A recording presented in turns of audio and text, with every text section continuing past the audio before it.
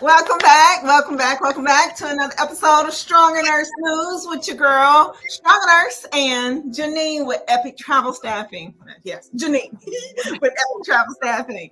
So today we are going to talk about something that a lot of people think is very easy to do, and that's to obtain a travel assignment. You know, when the pandemic hit, anybody could be a travel nurse pretty much in any unit. I mean, you could have 3 months of experience and they would take you as a travel nurse. So now we're talking about post-pandemic travel nursing and also contract extensions. Oh, like how do you get those? How does that work? Are you supposed to get money when you extend? What are the benefits of that? So, of course, I brought in the expert, Janine. She knows all about this stuff. And so we're going to let her take the floor and tell us what has changed since the pandemic and being a travel nurse to now to want to be a travel nurse. Well, that's a good question. Okay, so, and I know we just talked about this like off camera, but essentially, in the market that we are in right now, we're definitely going back to basics, as they would call it. And you're going to want to get your certain little ducks in a row. Now, during COVID, everything was a frenzy. Everything was like, go, go, go, go, go team. Okay, let's go. Like nobody really had a format other than go team. Right. And part of that was literally throwing spaghetti at a wall and saying, yeah, that works. And just going with the flow of things, as they say. Yes. Now, that's not normal. We all knew it would come to an end, and here we are. So now that we're back to basics, things are going to look a little different. And, that might not be everybody's cup of tea. Okay, so different. I'm a veteran travel nurse. So I know what the requirements have always been to get a travel assignment. And they pretty much stay the same outside, additional vaccines or something like that. But for new nurses that want to be travel nurses now, or the ones who were nurses during the pandemic and travel nurses, like let's say that they have less than 5 years experience, right? And so they actually not even 5, let's say 3. Right, okay. Let's do 3. Okay, so you got 3 years experience and you're like, you know what? I'm ready to travel. I want to go see the Rocky Mountains. I don't know, whatever it is. And ideally, you want to find a recruiter. Now, you are never bound to an agency until you sign a contract. So let me just make that very clear. However, you do want to build a rapport with a recruiter because it is a relationship. Like it's a team effort. It really is. Like my job is so intricate in itself. And then you guys got your job that has a couple of paperwork and maybe some little extra leg movement. And then you have the actual job itself. Right. So find, 2 to 3 recruiters at 2 to 3 different agencies that you feel like, you guys are, you can do this and you can make it work, because at that point you pretty much have every job that's going to be out there. And then at least okay, these are my people, and you can work with them very closely over the next course of your travel career. Now, beyond that, if you want to get started and you're like, I'm not sure what to do, it can go a couple different ways, but essentially any and every job out there is going to start, I don't know what I was talking about. Going to start at 2 years minimum of recent current experience within that specialty. So, okay. Before you even go any further, let's go down to that very specific statement that you said. So you said 2 years of recent and current experience within the specialty. The specialty. So, okay. I'm an ICU nurse. I've been an ICU nurse over 10 years. But I have taken a contract in the step-down ICU. So if I was to try and apply for an ICU assignment again, would I no longer be able to get an ICU assignment because I'm a step-down? No, not necessarily. I mean, situation dictates, but for you specifically in your current situation, your ICU is a CMICU or CMCPU. I don't even remember, but it's essentially an ICU step down unit. Like you got all those are a blended unit, and that's what everybody does there. And I know that for a fact because of just different people we've come across, but that doesn't necessarily detour from that. And right now in the current market, what we're seeing is that there's a huge demand for PCU, and I mean huge. And they're offering pretty decent pay for that. Now, the caveat to that, and they think that they're so sneaky, but I know exactly what they're doing, is that they figure that they will bring in step-down nurses or ICU nurses with a higher acuity, and they will plug you into the PCU float pool. And then you might work one shift in the PCU and work 3 or 2 other shifts in the Med-Surg, because the Med-Surg and the Tele are the highest demand right now. Like, I literally have pages of Med-Surg and Tele jobs as of March 18th, 2024. Wow. So, or whatever date is. But yeah, you get what I'm saying. So I do. That's what, is driving it. And they just think they're like, oh, we'll put them in a PCU and we'll take the higher acuity nurses and pay them a decent amount of money. But what they forget to or neglect to adhere to or think is that an ICU nurse and a PCU nurse, genuinely, on average, I would say, you guys don't see more than maybe 3 patients at a time. Correct. You're throwing my ICU nurse into the Med-Surg. I mean, unless she's worked Med-Surg before, which that's literally a flip of the coin. Like, that's a flip of the coin.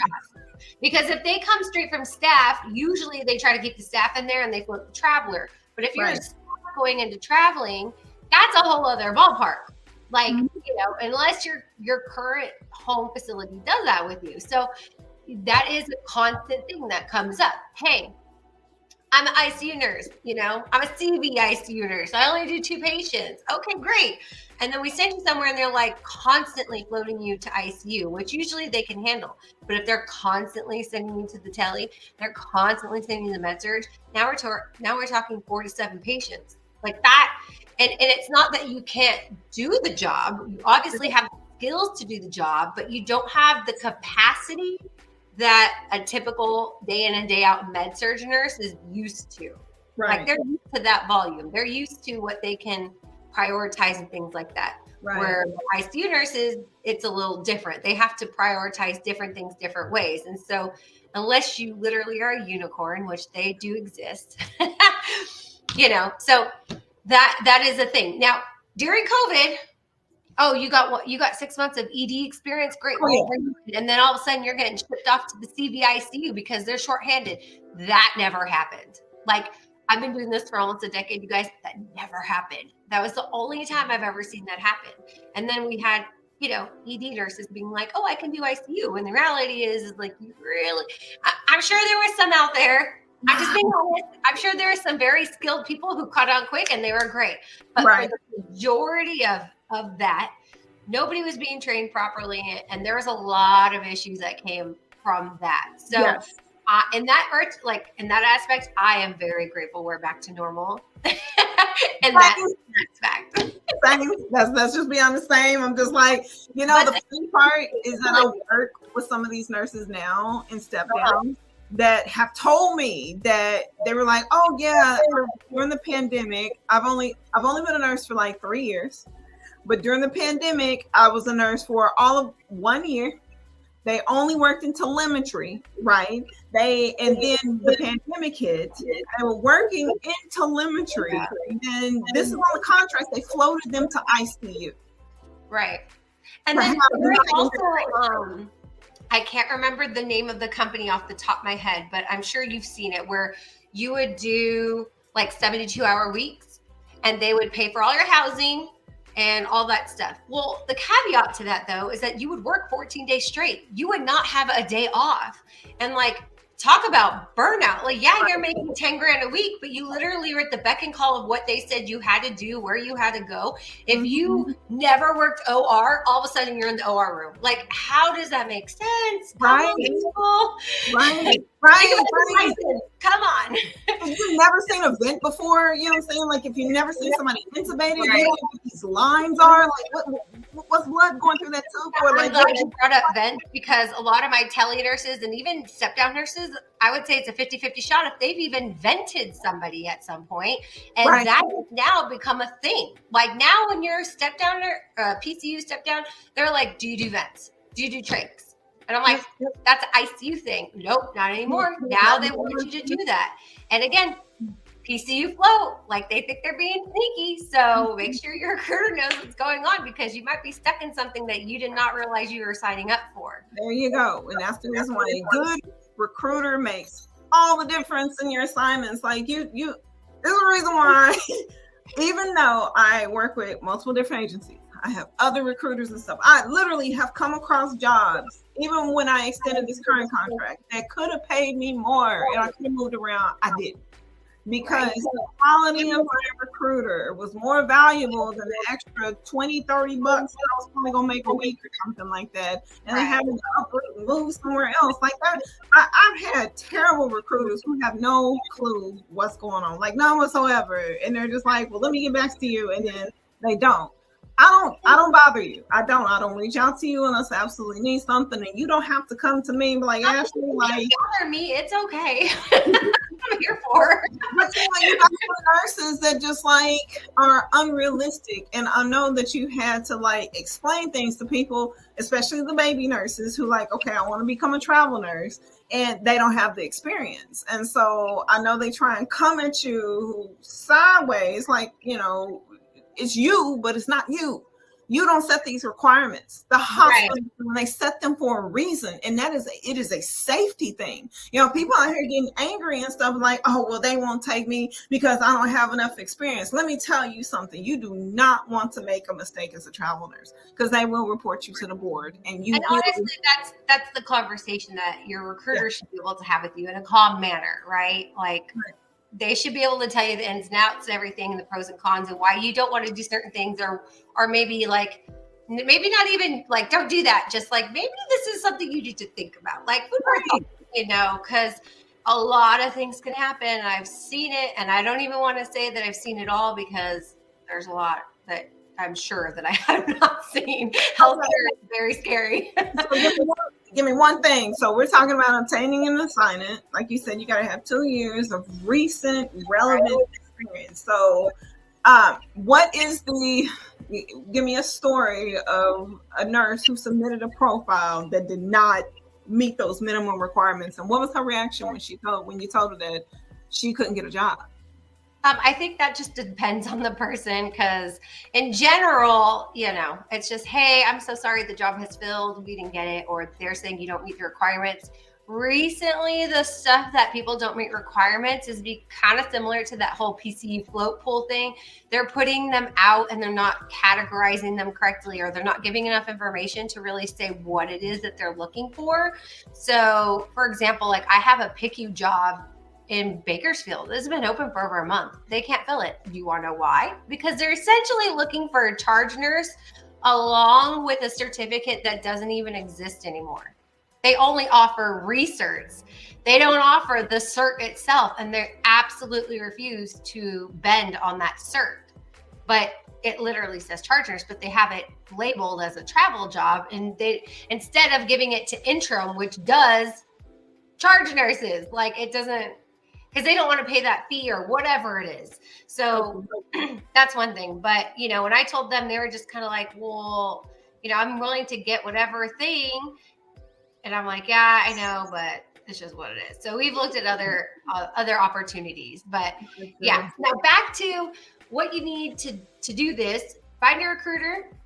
2 or more years experience, great. Where do you want to go? How flexible are you on the location? What is your bottom line dollar gross wise? And I exaggerate the word gross because I don't know your taxes. I don't know anybody's taxes. And I am not trying to go up against Uncle Sam.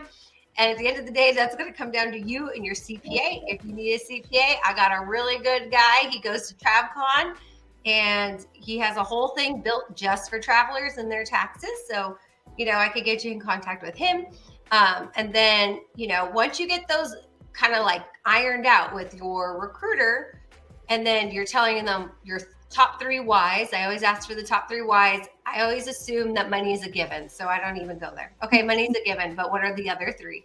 Right. Like location, is it visiting friends? Is it that you've visited before and you want to live there for a little bit of time? Is it that they got the best hiking or kayaking or parachuting, or you want to be there for the balloon festival or whatever it is, like whatever it is. What your whys are and why we're doing this. And then you're going to work with them to build your profile. Now, I'm sure Ashley's heard all of this before. But you have to get a profile, you guys. I can't stress this anymore. Sending in your resume is not going to suffice in the eyes of JCO.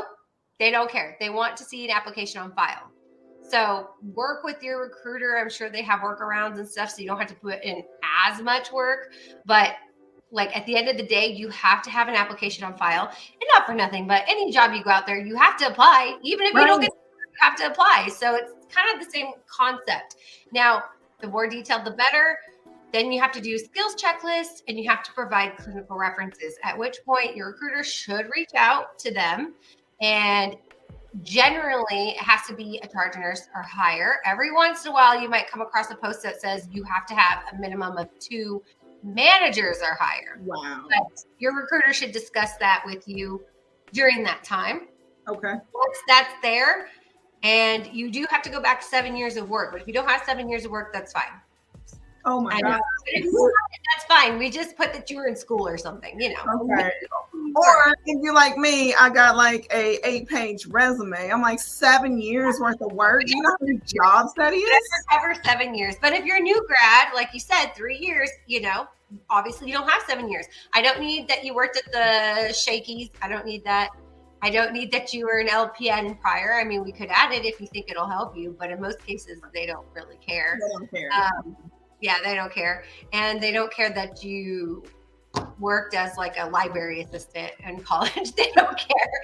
So the only thing they care about is your nurse experience. So even if you shifted jobs at some point, because I actually have an OR nurse that works on and off with me, and he used to be a blackjack dealer in the casinos for a long time, and he went to school part-time and became a nurse. So he career shifted. Okay. And, you know, obviously seven you're not gonna have 7 years of nursing if you were a blackjack dealer for a while. Right. So, you know, I mean, in that instance, I did list it just to show he was working, but he was also going to school. Gotcha. Situation dictates, but general rule of thumb and standard is that is your profile, your 7 years of work history. That also, the applications is going to pull your certifications, your licenses, the expiration dates, your numbers. On my side, I'm going to take all of that information, then great stuff that you sent me. I'm going to ask you for copies of your license, your certs, and your vaccines, because we have to attach all of those to your submission when we go to submit inside the portal. And then we're going to take it all, clean it up. Well, I'm going to clean it up. I'm going to make it look pretty, format it all well, you know, make sure everything is filled in, stuff like that. And then your profile's done. It's ready to go. If you do PICU and ICU, I strongly suggest that you do all your specialties. That way we just have the checklist ready to go, because Ashley can tell you, speed to market is your friend. Time is of the essence. If you see it, guess what? There's 500 other people who want the same job. And if their profile is ready to go and they go, yes, submit me, their recruiter's going click, click, done, versus, okay, let me do the application. Let me do this. And honestly, the longest part of that whole thing is getting a hold of your clinical references. That was the thing, hands down, that takes the longest to get a hold of. And we can't forge them. Legally, we can't even accept them from other agencies and put them on letterheads either. They have to be done from our agency by your recruiter or recruiter assistant in order to proceed. So it might be tedious, whatever. But again, if you have 2 to 3 recruiters and they are your close-knit family for traveling, you know, for me, you just have to do it once. That's it. I'll update everything on my end. The only thing you might have to do again, and that's only every year, is the checklist, because they expire every year. That's it. Immunizations like your TB and stuff like that, and your mask fit, and like some of those things that every year, your NIHSS, like some of those certifications that you need, BLS, ACLS. Right. And so for us, we have an expirations team that will reach out to you and say, hey, your NIHSS is expiring in 30 days. Please get it to us in 2 weeks and we'll reimburse you. Here's the link. Okay. So you guys, your agency though reimburses for those things, because I know some agencies don't. I work for Maxim don't pay for nothing. They don't even give you money to like travel to your location. So it's just like, so we give you money to reimburse for, well, we don't give you money to reimburse, but if you provide a receipt on your assignment, we will reimburse you up to $100 a year for scrubs.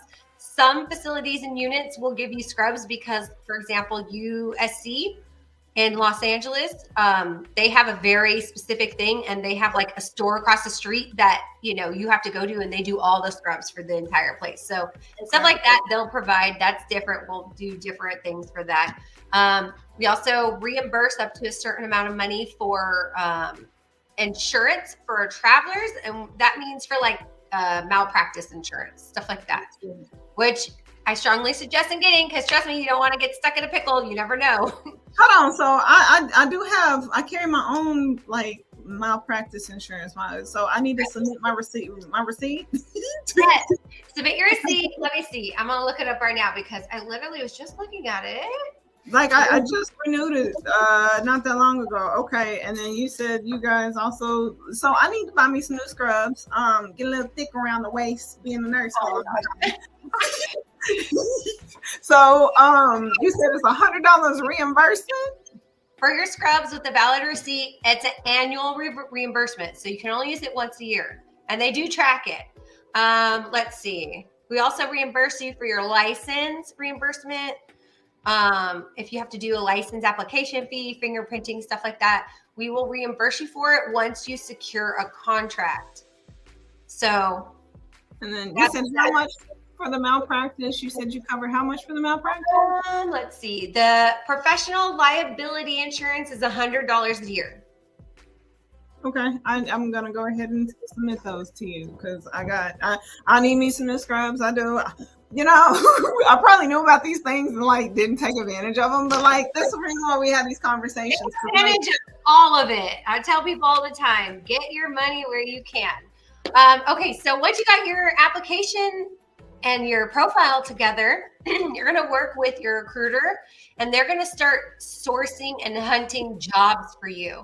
So what that looks like is they're going to go through all of your little stipulations, and they're going to do their best to try to find a fit. Now, for me, if you tell me your bottom dollar gross is $2,200, I'm going to try my best to send you anything between $2,000 and $2,500. Obviously, we all want the higher money, but hear me out. Everybody wants the higher money, and everybody and their mama's going to go for it. And if we do find a sweet spot at $2,200, and I'm like, hey, this facility is notorious for travelers. They love travelers. They're super friendly.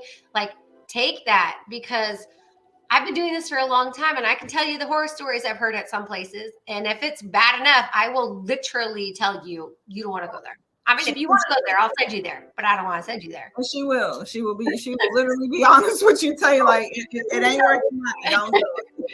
Don't do that. Trust me. Just thank me later. Because like you said, it's about the relationship. So if you want to continue to work with this nurse for a long time, then you need to be honest about the conditions that we're walking into, which is the reason why having a really good recruiter is so important. And having somebody with the amount of experience and industry knowledge that you have as well is also very important, because these nurses are coming into travel nursing knowing nothing, absolutely nothing. That's why I'm here. And that's why I'm here, because, you know, my ebook will be coming out soon, you know, along with my course and stuff, to basically teach people how to do this professionally, because travel nursing is a career. I mean, like, you can make a career out of it. I've done it. Right. A lot of people have. Actually, I have one nurse that's been traveling for like 12 years, and she just went staff, and she was 3 weeks in. She already called me. I hate it. Take me back. And I was like, I wish I could, but she's pediatrics, and we don't have any pediatrics right now. So I was like, stay until I get a job. So I feel you. Oh, I feel you, girl. Once you get your a pay package, hey, this looks great, I want to go. Great. They'll ask you about time off. They'll go over all the nitty-gritty details, the stipulations. I mean, at least they should. And tell you what to expect, stuff like that. Prep you for interviews. Sometimes interviews are not existent. Sometimes they do exist and they just happen. And sometimes you have to do like a virtual assessment before they'll move it to the manager. It just depends. Your recruiter should walk you through this. And then at that point, you're either going to interview or not interview, get an offer, not get an offer, but they will tell us something. Somebody should tell you something. If you get your placement, great. They're going to go over all the details. They're going to talk about the pay package. This is what we went over. This is what it is. This is what the job is. This is what the details are. things like that. If there's any little extra things you can put into your contract, like block scheduling or something like that, that you might have talked with the manager and they agreed, and so on and so forth. And then you go through compliance. Once compliance is done, they will send your file over to the vendor or the facility or both, and they will clear you. Once you're cleared, you'll get your first day reporting instructions, usually between the Wednesday or Friday before you start, and then you start. That's kind of it. Like, now when they submit you, please remember, I forgot to note this, is that your recruiter is sending your information through the system. Depending on the agency that they come through, they may or may not have to pass it through an account manager who then passes it to the VMS or vendor. So there's a lot of cooks in the kitchen on the back end that people don't realize. And there's a lot of negotiating. I've even heard of the account managers doing things like, hey, you didn't know that job actually closed, but they reopened another one in the same unit, the same money, and we just automatically redirected them. And they're not the best at telling you, like, hey, this is what we did. So sometimes, it feels like we're out of the loop, but it's just what it is. And then when you go to sign your contract, again, same kind of interaction. Like you're telling the account manager or that portal, and you're waiting on the VMS or the facility or both to like get back to you. So there's a lot of different micro steps. Right. Might cause micro stress, but that's what we do. So you start your assignment. Let's say you love your assignment and you want to do an extension. Well, your recruiter should check in with you 6 weeks-ish, which is about halfway. Okay. And ask you what you're thinking. If you like it, do you not like it? Do you want to extend? Do you not want to extend? Do you want to look? Do you not want to look? Do you want to do both? Do you want to take a break? Like, what is the game plan? And then you guys brainstorm, go from there. And then they're going to put in what we call an extension request. Okay. And then it kind of happens all over again, except for this time you shouldn't have to do compliance unless something's expiring or there's a new VMS vendor coming into play, which currently we're doing with some of our facilities, and that's not fun for me, but here I am trying to kill it. Oh man, I'm like, oh, don't remind me, because I happen to work in one of the facilities that they were doing a swamp. So yeah, that is going to be fun. So okay, so I've of course extended at pretty much every hospital that I've worked at. I've extended unless I hated it. And so like in my current contract, I've extended, I think it's like 3 times. So is there a limit to the amount of extensions that you can get on a contract? So kind of like how we were talking about before COVID, they didn't do certain things. And then during COVID, they did certain things. And now they're kind of going back to other things. Mm-hmm. Well, along with all that chaos, they have implemented other things that never existed before. So one of those is I have noticed, but don't hold me to it because it hasn't been, I hope it goes away. But there has been some facilities and some MSPs or vendors or VMS, whatever you want to call them, that have implemented 1-year rules. So for example, one of the first people or facilities to start this was Sharp in San Diego, California. And basically, if you've been there for a year, that is it. You're done. They will not entertain you to come back until 6 months or more. If you're only there for 3 to 6 months and you left and you want to come back, they will let you come back within a 6 months period. But if you were there for a full year, you have to be gone for a minimum of 6 months in order to come back. So there are certain vendors that are just applying that across the board. Wow. And there's some facilities that their vendors are not applying that, but they are applying that.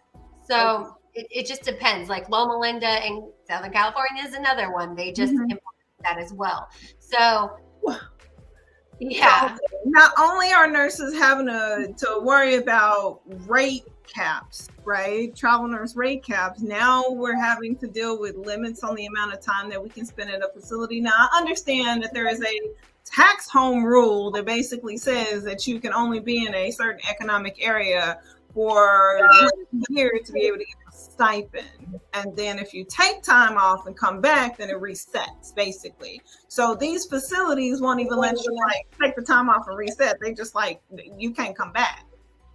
I mean, you can come back. You just have to come back after their time.